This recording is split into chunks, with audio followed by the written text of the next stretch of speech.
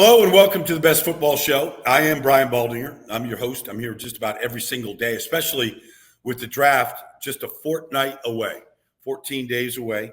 You can find me at Baldy NFL, Twitter, X, Instagram, YouTube, you name it, NFL Network. You can also find this daily podcast on your free Odyssey app.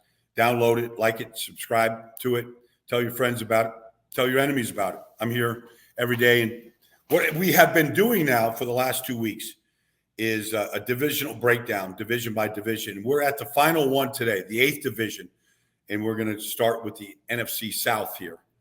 And so here we go. Let's just take a look. And let's start with the winners of the NFC South, the Tampa Bay Buccaneers. And they finished with a 9-8 record, lost to Detroit in the wild card weekend, but they won 5 of the last 6 games to get there. They were 4-7, something like that. At some point, they looked like they were no shot win the division. Baker was on the hot seat, but they finished and won 5 of the last 6 to get to 9-8. And really, Dave Canales came in as the offense coordinator, did a great job, so good of a job that he now is gone. He's now the head coach of the Carolina Panthers. We'll get to them later in this breakdown. And they have brought in Liam Cohen from the Los Angeles Rams. And when you look at what Sean McVay has done with the Rams, I don't know that anybody's putting out more coaches that have been with them. When you look at Liam Cohen coming there, taking over for Dave Canales, I mean, he's been the offensive coordinator of a Super Bowl winning team. He's been at the University of Kentucky, where he was the offensive coordinator, highly responsible for the development of Will Levis and the offense that he ran. He'd been the wide receiver coach, quarterback coach. So I think Tampa's offense, led by Baker Mayfield, who was re-signed, got himself a nice, sweet deal. I think the offense can largely stay in place. And that offense, in large part, involves getting the ball to Chris Godwin and Mike Evans, who never seems to slow down. Coming off a 13-touchdown season. He also was extended. And so the top 2 receivers stay. Baker is there. The one weakness really has been on that offense, and it has been there since Tom Brady won a Super Bowl, is they do not run the ball well. And you can look at the offensive line and the issues that they have, and maybe that's something that they can address in this draft. Last year, they took Tristan Wirfs, who is an all-pro, first-team all-pro right tackle, and really as good as anybody at that position, moved him to the left tackle. And that kind of began the process of taking over for the loss of Donovan Smith, who went to Kansas City. And, they kind of put the offensive line together. They signed Sua Opeta in free agency from the Philadelphia Eagles to play the left guard position, to go with Robert Hainsey, to go with the rookie Cody Mock at right guard. So they got better. Rashawn White had some good games at running back. I think they've got to look to upgrade the run game. And I'm sure Liam, along with Jason Light, the general manager, Todd Bowles, they would like to run the ball a lot better. The big things done on this team in free agency was keeping their own. They kept Levante David. They brought back Jordan Whitehead, who won a Super Bowl with the Bucs, left the nest to go to the Jets, had 3 interceptions against Josh Allen, the opening game of the season last year. Didn't do a whole lot the rest of the year. He's back. Antoine Winfield Jr. gets signed. He's signed. He's there. Whether they give him a long-term deal this year or not, they want to keep him. KJ Britt last year during the season took over for a banged-up Devin White. Devin White left the Nets. They're in the first-round pick last year. Kalijah Cansey. I'm a big fan of Kalijah. Work out with him here in Fort Lauderdale, where I'm at right now. He trains down here in South Florida. He went to Miami Northwestern High School, the powerhouse. Kalijah, I thought, got off to a slow start because of a pulled calf muscle in training camp. Missed a lot of time, but really came on. And really, they started building that defensive front up front with Vita Vea, Kalijah Cansey. The guys that they have been drafting, Logan Hall, Joe Troyanka, they're building their front. So let's get to the draft, because they were the number 7 defense in the NFL last year. Under Todd Bowles, they played very, very well. And, they've lost a lot of defensive backs. Carlton Davis is gone. Jamel Dean is still there. Antoine's there. Jordan Whitehead is there. That's good. But they've got the first round pick, the 26th in the first round. And this is a deep draft for offensive tackles. Could they take one of those tackles, a Marius Mims at right tackle? Could they take a center and upgrade the center position? A lot of good centers, whether it's Graham Barton right now or Zach Frazier. Could they take a center at 26? Or could they take a defensive back? Could they take a corner? I think all those are sort of positions that need OL help, center, offensive tackle, continue to build the defensive front. Chop Robinson, could they bring him in and just keep the defensive front strong and getting after quarterbacks? I think they've got some flexibility there with the first pick. The big thing is change the offensive coordinator. Baker's back, Evans is back, Winfield's back, Levante's back.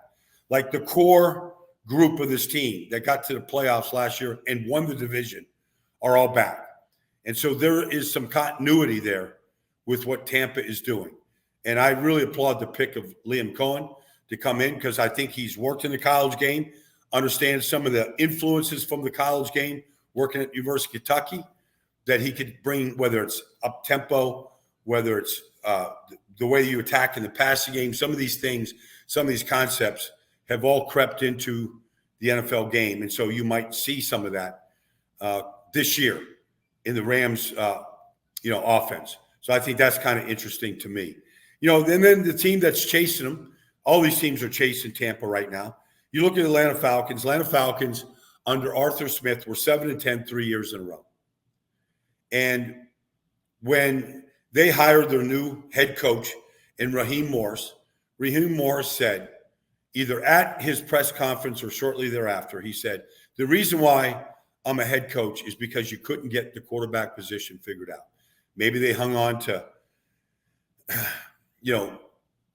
Matt too long. Who knows? Matt Ryan, that is. Maybe Desmond Ridder was the wrong guy. Who knows? But, they had to get the position straightened out. And they couldn't get it straightened out. And so while they've been picking at the top of the draft for a number of years now, Drake London, Kyle Pitts, we know the guys, Bijan Robinson, they're picking in the top 10 every year. And this year is no different. They're picking number 8 because they could not get the quarterback position straightened out. So here comes Captain Kirk, with a 4-year mega $1 million deal. I don't know how it all works out year to year to year. I know one of the reasons why he's not a Minnesota Viking and he is an Atlanta Falcon is because Atlanta was willing to give him a 4-year deal. Now, whether that's just on paper or, that's just advanced, economics or whatever, however they structure these contracts. I'm not going to get into that. Desmond Ridder is out. Captain Kirk, coming off a torn Achilles, is in. And so I'm thinking they've got the 8th pick in the draft. And then, defensively, before I get to the draft, they did a lot on offense. They brought in Darnell Mooney. They brought in Rondale Moore. Guys that had shown flashes of being good players, both in Chicago and in Arizona. And then ultimately they kind of, faded. Darnell Mooney got hurt last year. He's coming back from an injury. But these guys were, 5th round pick. Rondale Moore was a 2nd round pick. The receiving core with Drake and with Kyle is there. Defensively, they were the number 18th ranked defense last year. At one point, they were top 10. Grady Jarrett got hurt. David Onyemata was suspended early. All these things happened. Caden Ellis and Nate Landman look like they're really good off-the-ball inside linebackers. A.J. Terrell's there. Jesse Bates is there. Their top 2 sack meisters a year ago, Calais Campbell, Bud Dupree are gone. So I think they need an edge rusher. Okay. So you look at their draft picks. They've got the 8th pick in the first round. They've got the 43rd pick in the second round. They've got 2 third-round picks. They've got some ammunition. So they're sitting there at 8. And I had this premonition this morning going, I know they signed Kirk Cousins to a big deal.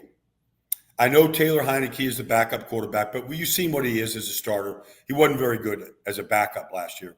And when he got a chance to start, he wasn't very good. And I'm not knocking Taylor Heineke, but they've got to upgrade their position. So they're sitting there at 8, and almost every mock draft you see has Atlanta taking a defensive player. Maybe Dallas Turner makes a lot of sense. He's my number one edge rusher in this draft. They need one. So I'm saying, if you look at Arthur Blank and what he has done as an owner of the Atlanta Falcons, they got to a Super Bowl with Matt Ryan at the quarterback, and Dan Quinn was the coach. Kyle Shanahan was the offensive coordinator. They got to a Super Bowl, okay? They turned their franchise around the day that they drafted Matt Ryan with the 3rd pick at a Boston college and paired him with the rookie coach in Mike Smith.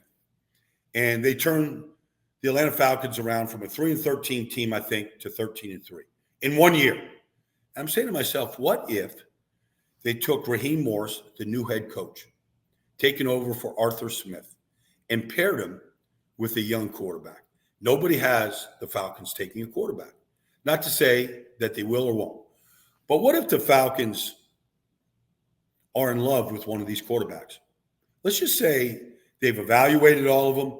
They've studied them. Kirk Cousins is coming off a torn Achilles. He's 35 or 36 years old. He's on the back 9 of his career for sure. What if they drafted a quarterback high, maybe the 8th pick? Maybe they move up. Maybe they trade with the Los Angeles Chargers.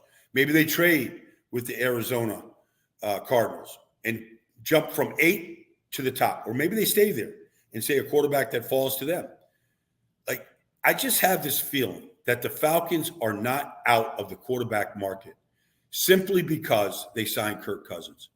Because Kirk Cousins might give you a great year this year, maybe another good year, but how long can you expect Kirk Cousins to play at a high level? Coming off a torn Achilles at the age he's at, knowing what his playoff record is and what it looks like. He could win a lot of games like he did in Minnesota or Washington. Okay, but it hasn't been Super Bowl winning good or playoff winning good. You can put him in that category of a lot of playoff quarterbacks, Dak Prescott, whatever, that can get there, doesn't win a lot of games there. I just have this feeling that the Falcons quietly are evaluating these quarterbacks. And they're saying, okay, Raheem, you're our guy. Raheem, just came from the Rams. And the Rams won a Super Bowl with Matt Stafford, who was the number 1 pick in the draft and, an elite arm talent.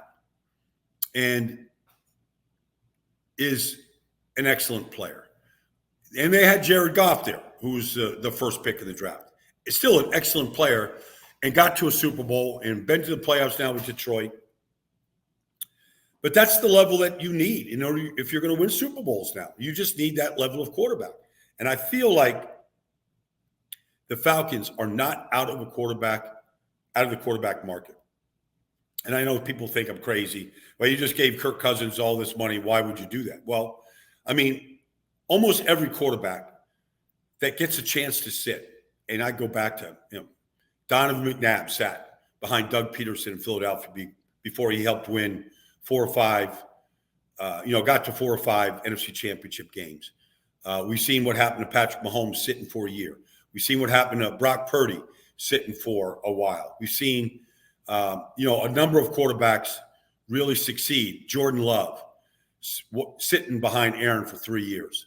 Like, it might be a luxury for one of these quarterbacks to just sit for a full year and do what a lot of people say they want to do, but you really have a good intentions if you're giving Kirk Cousins a lot of money and still drafting a quarterback in the 1st round. That's my feeling about the Atlanta Falcons. I feel like, they need a new coach. Raheem Morris comes in. He brings Zach Robinson from the Rams with him. Another guy, Sean McVay disciple, a guy that played quarterback in this league for a decade. Like, Zach Robinson comes in. He was drafted, I think, by the Patriots and backed up Tom Brady. Like, this guy understands quarterbacks. And so there's Zach Robinson, the offense coordinator. There's Raheem Morris coming from Los Angeles, where winning a Super Bowl with a guy like Matt Stafford. And you understand the value of an elite player at that position. And there's Arthur Blank, highest drafted quarterback. Matt Ryan was the MVP of this league at one point, turned the franchise around. Like, am I making any sense here? Falcons are a pretty good football team. Quarterback position was definitely a position of need. New blood in the coaching ranks. I'm kind of curious to see what the Falcons do 2 weeks from today, April 11th, in this draft. And that's been the best football show. I look forward to talking to you tomorrow about the remaining teams in this division, the New Orleans Saints and the Carolina Panthers, and I will get to them tomorrow.